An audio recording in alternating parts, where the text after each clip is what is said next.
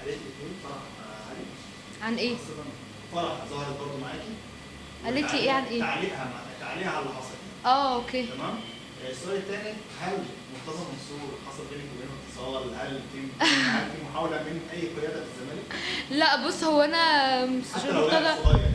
انا طبعا مستشار مرتضى بحبه جدا. بعدين هو اصلا ساب المكان اللي كان قاعد فيه فوق ونزل قعد مع الجمهور، فانا بقيت باصه كده اللي هو يعني كمان مستشار مرتضى نزل وكمان كل الحاجات دي يا جماعه مش هنكسب.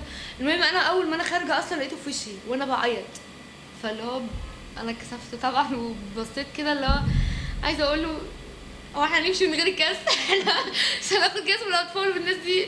بس لا انا ما اتكلمتش مع حد. وفرح قالت لي، فرح يعني كانت معايا في الماتش، طبعا متضايقه جدا. ان انت كتير كانوا موجودين منهم اعلاميين. انا سعد الصغير كلمني، لقيته بيكلمني بيقول لي يا بنتي انتي ما تعيطيش. هو اهلاوي، انا استغربت. قال لي يا بنتي احنا كنا بنتفرج على الماتش وبتشجع باسم مصر، بس انتي ما تعيطيش لان انتي الناس كلها بتحبك. وامي كانت قاعده جنبي بتقول يا رب الزمالك يكسب عشان البنت دي ما تروحش كده، واكبر بخاطرها.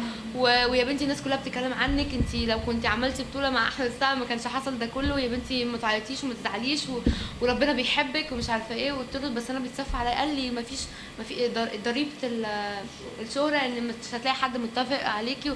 فاداني كلام بقى. قلت له سعد انت اهلاوي؟